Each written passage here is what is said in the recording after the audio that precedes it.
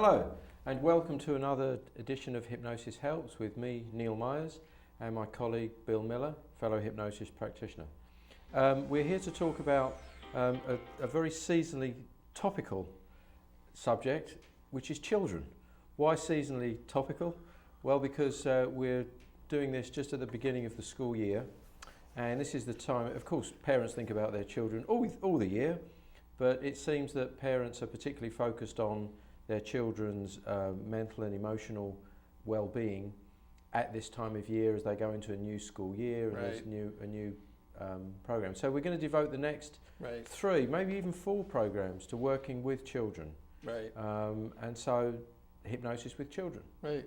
So, and besides the fact, like you say, the parents are focused on their children even more so, and their well-being as opposed to the summertime. The children are starting into a new grade. Right. They may have new relationships, new teachers, and so they have anxieties and issues that they are dealing with too that come up at this time of year. Absolutely. So this is one of my several of my friends who are therapists say that normally there's a quiet period just as they start, and then all of a sudden it becomes active again. Right.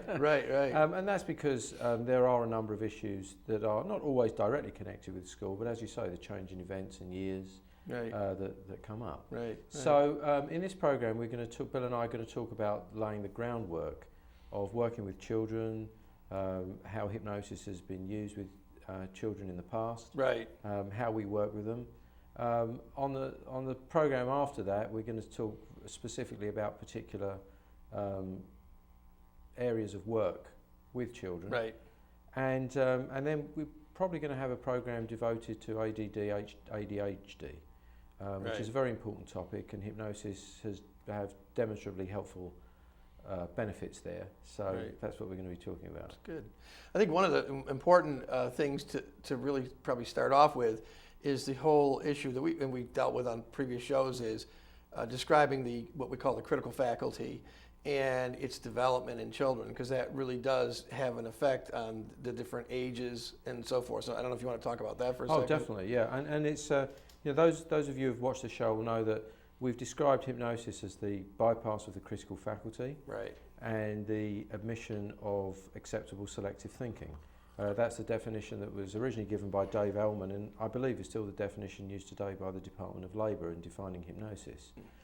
So when we talk about hypnosis, there's 2 elements there. The wedge into hypnosis, which is the bypass of the critical faculty of the conscious mind. And then the acceptable selective thinking is the hypnosis. And so, we demonstrate this very simply by saying if you folks at home, if you look at a table or a chair right now, and we were to say to you, look at this chair, and you're in fact looking at a table, and we insisted it was a chair, your mind would reject that, because it wouldn't bypass that critical faculty. But if we tell you it's a chair, and it is a chair, and it's something that you call a chair, that gateway to the subconscious mind will open up and admit that, and that will be the selective thinking.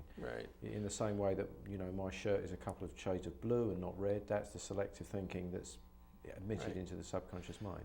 Because basically, the model we use is we've got the conscious mind, and then we've got the subconscious mind, and this critical faculties in between. So your thoughts and everything first come into the conscious mind, and then the critical faculty decides, well, am I going to let it into the subconscious?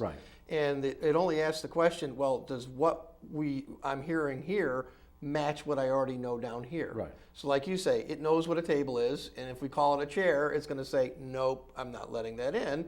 So the critical faculty stays in place.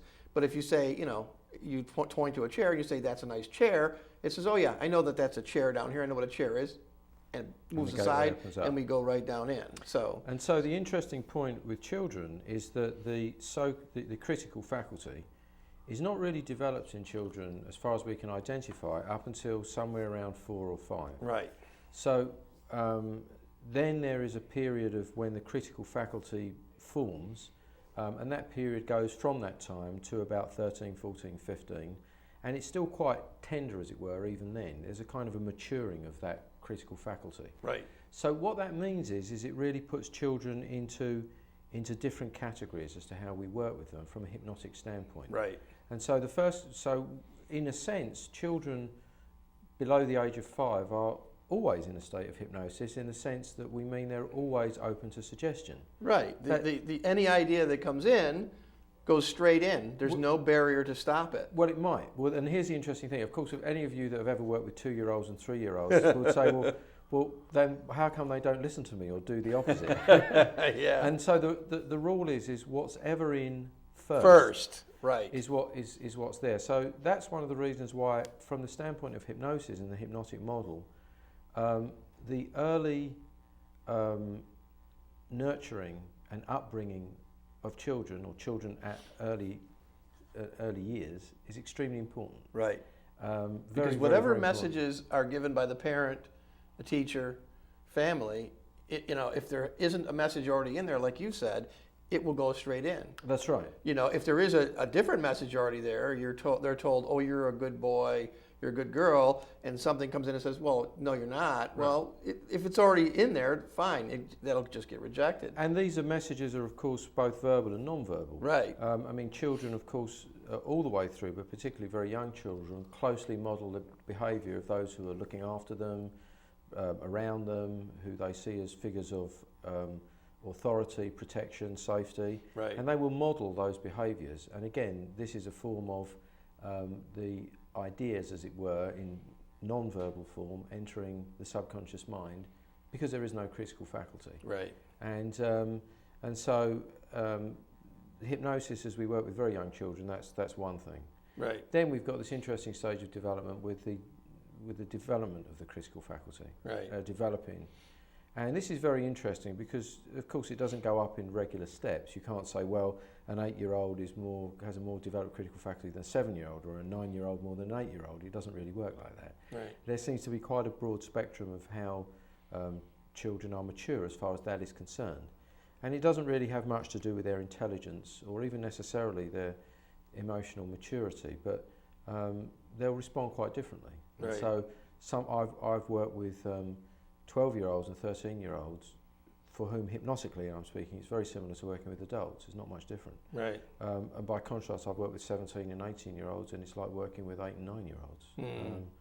Every so often I work with an adult, and it's like working with a 4-year-old. and have you found in your work, is there any thing that you can point to that would say, well, if a child lives in this environment, their critical faculty forms quicker, or anything? Is there anything like that? Or is it just kind of haphazard and you don't know until you actually work with the child? I think, I'm not, from observation, the more I observe that children are positively nurtured, cared for, given attention, sent, frankly, positive messages about themselves, the environment, not only are they better hypnotic subjects, but they have a stronger critical faculty. Because one of the things I want to point out is we're not talking about weakness in critical faculty. Right. We're talking about developed or undeveloped. Right. A critical faculty, in the sense that we mean, it can be quite undeveloped. It doesn't make people easy to work with in hypnosis. Right. But the biggest difference with working with children of all ages is that there hasn't been as much time for the compounding effect of ideas, because that's the other aspect to it. Good point. Yeah. And talk about what is compounding. Well, Explain as we've that. spoken about before and others, Right. and we'll speak about many times, compounding is this layering, as more messages come in that confirm the information that's already in the subconscious mind, this is compounded, it's Right. hardened. We use the same process in reverse, hypnotically, to compound suggestions that the hypnotic subject wants. Right. But the most frequent compounding is the world. Right. And how we encounter the world. And of course, compounding, and some aspects of it are repetition. Yep. It's not only repetition, but just because children haven't been around for as long, Right. they just won't have had that as frequently as, and therefore there won't be as hard a crust, as it were, around. Right. Put it that way. Yeah, because I mean, if you take a practical example of a smaller child was told initially they're just no good in math. Mm-hmm. Well, if that idea goes in and that's in there, then anytime even after the critical faculty forms, if the message comes in from somebody, you're no good at math, well, it goes straight in. Right. If a message comes in and says you can be good at math if you work at it, it just doesn't go in. Right. So every message that matches it okay, and unfortunately, if it's a negative message, that increases the power of that down in there. So that's the compounding. That's the compounding. And folks, I just noticed on the screen, I'm Neil Myers. My colleague is Bill Miller. Don't believe anything written up that says something else. Is it doing the opposite? Okay. But yes, that's absolutely correct. And Right. so what happens is, very simply, if there's a deep subconscious idea, let's take that one about mathematics. Right. Or let's say, for example, a child sees their father struggling with a simple mathematical problem. Right. Then they might get the idea, even though it's not been said to them, that, well, to be like daddy, you need to struggle with numbers. That's a good example. Yep. Because that's what they're seeing modelled. Right. And daddy may have never said it, mummy may have never said it, teachers may have never said it. Right. But it looks, well, that's the way they want to be. Right. And so, how do I get more like daddy? Well, I do this more. Right. And so, and then if somebody comes along with a comment, and quite an innocent, maybe even a joking comment, well, daddy's never been really that good at maths, or mummy's not been good, whoever, then they might take the view, that's the way to be. Right. And so therefore, if they're confronted with mathematics, perhaps they don't give it that much attention because it's not that important. Right. And if they seem to fail in it, then the idea subconsciously might be, well, that's okay, I'll just be more like daddy or Right. mummy. It doesn't really matter. Right. And so, and this becomes a subconscious idea. And so this is reinforced. They don't enjoy math as much. They get poorer scores in their tests. Yep. They don't want to tackle problems. Anything involving mathematics, even the simple weighing of things or measuring things, they might not enjoy. Right. And then all of a sudden they've compounded a whole series of ideas that they're not good at math. And then later on, when they're 14 or 15, they might come to us with their parents saying, well, Johnny's very bright in all of these subjects, but for some reason he struggles with mathematics. I don't know why. Right. We've always given him very positive views. He's had great teachers. Right. And that's because it's become a subconscious idea. It's become part of the programming of that person. And beyond that, it's become part of the personal definitions of that person. So as a form of the critical faculty, a part of what we're talking about, particularly between the ages of 5 and 13, is the forming of these personal definitions: who I am, what I'm good at, what I'm bad at, what I like, what I don't like, what I'm willing to accept or reject.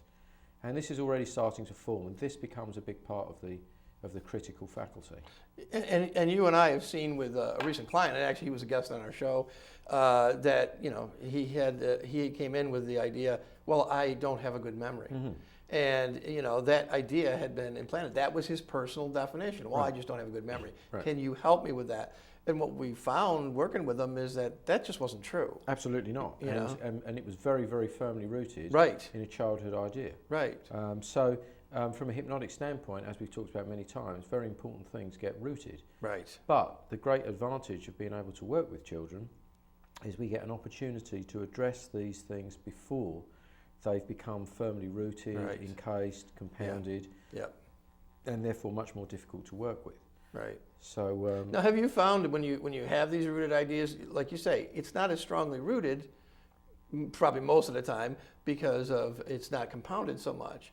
Does that make it easier in your experience to actually reverse it, to get it out versus an adult who's had it compounded many, many times? It does, and there are two elements of this.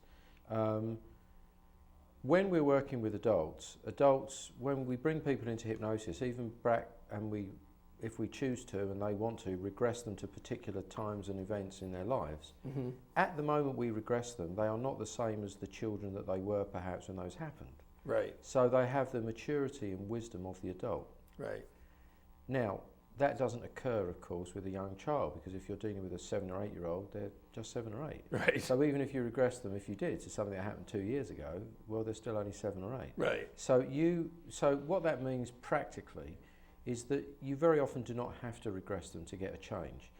Having brought the child. Right. Having brought them into a hypnotic state, you can simply give them what we call suggestions, direct suggestions for the changes. Right. And because these ideas haven't been compounded, you can think of it, one analogy might be like something dyed a certain colour, a piece of cloth. Mm-hmm. If it's been dyed a very pale, wishy-washy yellow, then if you want to make it red, it's not that difficult. Right. But if it had been dyed a deep red and you want to make it yellow, then you might have to wash it out, change the dye, change the colour. It might be quite a difficult job. Right. And so similarly, these children, some of these ideas are quite lightly held and therefore can be quite easily reversed. Right. And changes therefore can happen rapidly and quite straightforwardly. And isn't that a wonderful thing that if a parent has the foresight to access our services, that you can stop it early in life so they don't carry that all the way through. Absolutely. And get it compounded, because those kind of ideas can affect your whole path in life. Absolutely. So and then on the positive side, I mean, that we can reinforce helpful ideas, ideas of growth, positivity, nurture, love. Right. All the things that are going to help that child lead a happy, productive life. Right. And I agree with you. I applaud the parents that investigate the possibilities of using hypnosis with children. Right. The only unfortunate thing is that very often, as in many other things, we're at the very end of the line. People come to us because everything else hasn't worked. Right. And exactly. But I do often wish that we could spend more time on the positive aspects rather than just dealing with eliminating problems. Yeah, exactly. And the other issue is that, as we've talked, is you have to have the buy-in of the child too for the therapeutic benefit. Yeah. And a lot of times a parent may come in and say, Here, fix Johnny. Right. And Johnny doesn't want to be fixed. Johnny doesn't want to be fixed, and the fact is that if Johnny doesn't want to be fixed, well, it's not going to work that well, and so we have to get their buy-in, the child's buy-in, But before we get into that, let's kind of back up a little bit and talk about some just some general things. Like are children good hypnotic subjects? Do they go into a hypnosis easily? Like you said. The critical faculty is informed before 5, so they're in a hypnotic state. Right. So do you have to bring them deeper? Or? Well, with children that are very, very young like that, it's very, very, very light touch in the work. Right. As they get older, let's say they cross, a little bit older, 7 up through 12 or 13, then there's definitely a hypnotic process, but it very often doesn't look the same as when adults are in hypnosis, and there's a variety of reasons for that. Very often when you bring an adult into hypnosis, they're very still and they're like this. Now, we know that stillness in itself isn't hypnosis, as relaxation isn't in itself hypnosis. Right. But the adults still have an idea that they feel relaxed, and so relaxation often means that they're like this. Well, children, you'll see them in hypnosis, they'll be moving about and sounding like this and talking like that. And the first time, when you work with children early on, unless somebody's told you that's how they're going to respond, or they may respond that way, it's quite surprising. Right. But once again, we don't use stillness or the lack of stillness or even relaxation or the lack of relaxation as a test for hypnosis. Right. So we're looking for other things, and they certainly fulfill those other criteria. Right. Right. So now sometimes you'll bring children in, and they will be like this. Right. That will happen, but that in itself isn't. But they can certainly go into very deep hypnotic states without any doubt. And now, do they go easily in your experience? Because I haven't worked with children yet, so this is I'm going to put a lot of this on you today. That's fine. Do they go in easily? I mean, let's take the 6 to 12, 13-year-olds, right? Well, the answer is there's some critical faculty formed. Yes, the answer is yes, if you approach them in a way that's appropriate to their age. And one of the biggest mistakes we've talked before about a form of hypnotic induction, bringing people into hypnotic states that you and I don't use very much, which we call the progressive relaxation induction. Right. That very long process, relax your head, relax your ears, relax your eyebrows, relax your nostrils, relax the tips of your teeth, and everything going through. Right. And after, I also call it the bore them into hypnosis process. Yeah. Yeah. Now, if you use a long, slow induction for children, it's hardly ever going to be effective because children will just quite simply be bored. Right. And who can blame them? Right. So generally speaking, the techniques with children have to be more rapid, more precise, very, very simple, very often involving elements of games and pretending things. Of course, because children, unless something has happened to them, have usually very strong imaginations, which they're very happy and comfortable and enjoy exercising. Right. They think in pictures, they think in sounds, they feel things and smell things, and very, very active. And so we encourage that faculty in the use of hypnosis. It's very helpful. Right. And so in hypnotic inductions, who knows how long these tapes are going to be around, but at the present moment there's a current popular game called Minecraft. And in the old days, people would talk about children, being involved in their favourite cartoon. These days, sometimes I have children who play Minecraft, playing a game of Minecraft in their mind, right, as I'm bringing them into a hypnotic induction. right, We use what's current, we use what's with the age, right. but the basic processes are the same. Yeah. So, I mean, you've kind of answered one of the questions is, they generally have a shorter attention span, okay, than an adult, and so does that make a difference? Oh, definitely. And this is so. The general rule with children is that sessions are usually much shorter. They just don't need to be as long to be effective. Right. Because we're not judging hypnosis by its length of time, we're judging by the effectiveness in getting the result. And the reason hypnotic sessions for adults often need to be longer is because we need to spend more time clearing away old emotional baggage and trauma, perhaps. Right. Or in the case of direct suggestion, we need to spend more time compounding so as to be able to enable the changes to take place, because there's more build-up of old stuff That's in the barn, and right. we have to shovel out. And we just, sometimes with children you can give them 1 or 2 suggestions and hardly any compounding. It can have an almost immediate effect. Right. However, saying that, what you said earlier is absolutely true. There must be buy-in from the children. Yeah. I mean, the worst thing that happens is simply that a child is brought along to do hypnosis with me because for some reason their parent or guardian or somebody wants it, and they just don't want it. Right. They don't want to know. They don't see as there being any problem. I can give you an example of where I actually worked with 2 children, one of whom was 12 years old and the other one was 8 years old at different times. And there were a series of issues, but the issue that they were brought for was enuresis, bedwetting. Right.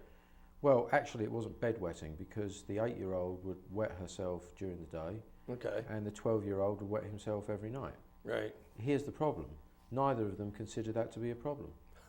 Really? The 8-year-old was quite happy to walk around all day at school with wet underwear, and the 12-year-old, it didn't really matter because he'd wet himself every night. He'd get up, his mother would change the bedclothes, he'd go back to bed, and that was it. And so, as he put it to me, well, it's not going to kill me, is it? When I asked him if he wanted to change it. Right. So he had no desire. He didn't want anybody to know that that was what was happening. Right. But he certainly had no interest in changing that behaviour. And so if I was to be successful in those behaviours, changing those behaviours, then it would only be by ensuring that on a conscious mind level, both of those children thought there was some benefit in making the change. Right. In just the same way that if an adult wants to stop smoking, they have to think there's a benefit to it. Or if they want to sleep more easily, there has to be a benefit to it. Or if they want to lose weight, they have to feel that there's a reason for it and a benefit. Right. Otherwise, their critical faculty will reject suggestions. Right. And as we've said many times, hypnosis is not mind control. We're not controlling the minds of children. Right. Even though some parents, teachers and others may want us to. Yeah, I know, exactly. We can't do it. It doesn't work that way. Yeah. So I mean, you mentioned it. So you basically, what you're saying is that, if you one of the first things you have to do is talk to the child and see if they feel that it's an issue. And that's a really, really important thing. And in fact, actually, these days, I insist that parents come along with their child, and I have first an opportunity to talk with the parents and the child together, right, as to what they see as even the reason for visiting me or what they want, because sometimes they think very strange things. The child or the parent or both? Well, both sometimes, and then of course what one very often observes is that it's not always the child that has the problem; it's actually the parent that has the problem. Mm-hmm. And that's so. Give an example of that. What would be? Well, the child's engaging in a particular type of behaviour that the parent finds annoying, irritating, distracting, or unpleasant. Mm-hmm. And the behaviour really may be something that, frankly, is not that bad, or something that's just part of the natural course of development of children. But it hits some program some hot button in the parent, Right. and they want it to change. Right. Well, the real issue in that simplistic way is to the parent is, why is this bothering you so much? Right. What's the program in you that's causing this to bother you? Right. So much that you feel that this must be changed, this must be controlled. And so that's an example. Or another simple example is, they'll talk about, for example, their child is perhaps not doing well in school, that they have low self-esteem, and yet they're constantly sending them messages to reinforce that low self-esteem. Right. Right. So and sometimes quite, almost innocent. Oh no, you're not very good at doing that. So you know that you've tried this before, but you just can't do it. Or things like this, and sometimes well-intentioned or seemingly, but a constant stream of messages. And so the parent needs to be educated so as to help the child. Otherwise, there's not much we can do. Right. And just like you say, the children have a normal development. Like you always hear the terrible twos, right? Where everything is, no, I don't want to do that, and it's not. Well, it's not unusual, and you don't want to necessarily change that. No, no. And it's an interesting thing because personally, I remember both of my children. I mean, it was actually 3 that was more difficult than 2. Yeah. Again, this is, there's, as you quite rightly say, there are very natural and important developmental stages. Right. A developmental stage in maturity, as children mature and formulate their own opinions about things, it's natural for them to take opposite opinions to their parents sometimes. Right. And if they didn't do that, it would be somewhat worrying. Right. But some, parents see this as oppositional or defiant. Right. And sometimes it is, but sometimes it's just part of the way they are. And our goal is not to impede in any way the natural development of children. It's to help and enhance it and support positivity and well-grounded children emotionally and mentally. Yep. Yeah. Yeah. So let's step back for just a second and talk about maybe the history of this. I mean, has hypnosis been used historically for a short while, a long while, things like that? As far as I can tell by looking at the literature, there's never been a time in which children were not part of the hypnotic landscape, as it were. Okay. In which they have not been hypnotic subjects. It wasn't always understood the best way to work with children. Right. Of course, that depends upon how the age is viewed. And early on, so for example, in early ages, children were often viewed as just entirely irrational beings, and and some people still view them that way. I was going to say, well, and but or people that really didn't have a mind, or actually not even really people, but just objects almost. Yeah. Yeah. And so sometimes it's been done, perhaps not with a degree of kindness and understanding, but probably from at least the 19 or 20s through to the current time. Yep. There's been lots and lots and lots of work with children in hypnosis on all the various things that children encounter as childhood problems, and very successfully, and very often, because one of the reasons it's so successful is because children are so amenable to simple, straightforward hypnotic processes done in a gentle, nurturing, supportive way. Right. Yeah, and we know that, and we'll get in at the end the kind of a laundry list of different things, but we know that it can be used very successfully for things like fears and phobias, and you mentioned bedwetting, and if the child feels it's a problem, and all that. So it really can be, and I know